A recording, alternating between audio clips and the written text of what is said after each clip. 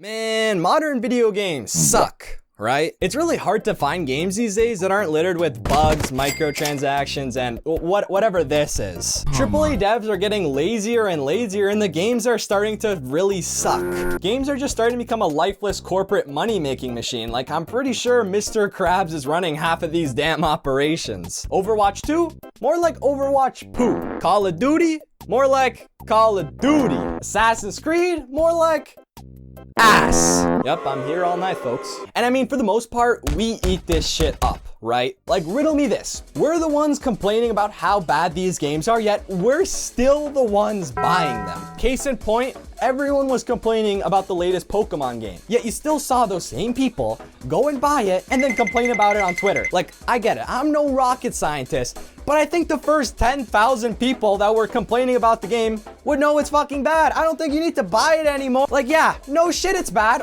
What did you expect? So how are we gonna complain about these companies when they're literally making free money? Like, if you could just press copy and paste and make $10 million, wouldn't you? I know I would.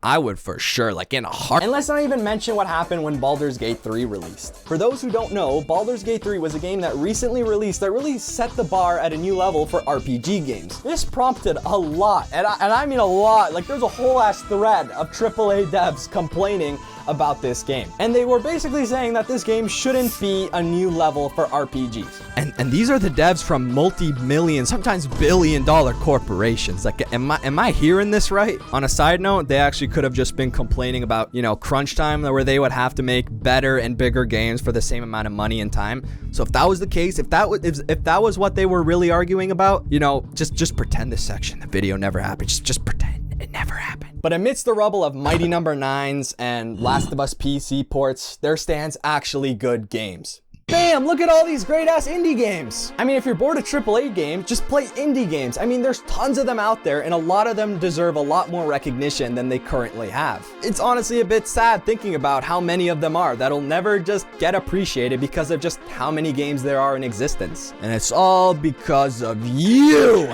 Yeah, that's right. It's because of you. The same person complaining and then buying AAA games. Like, no wonder gaming isn't fun if you play the same 10 games and then buy the same games every year. Yeah, that's right, sports games. I'm looking right at you. But obviously, it's not just your fault. It's the average person's fault. Like, how can you blame Joe Gamer 94, who just wants to kick back and play some good old Call of Duty after a long days of work? I mean, that person doesn't have the time to find the latest trending and hit indie games. They just want to play what they know and what they like already. And that's what it really ends up being. People like what they know.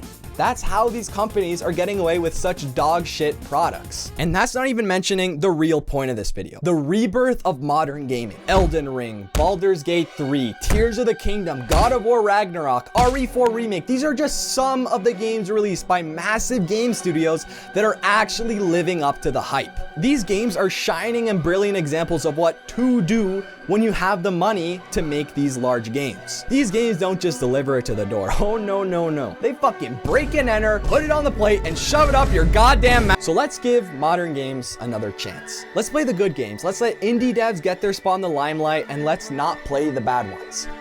Is what I wish would happen. But as long as money exists and greed in its pursuit, there'll always be 10 Overwatch 2s before another Baldur's Gate 3.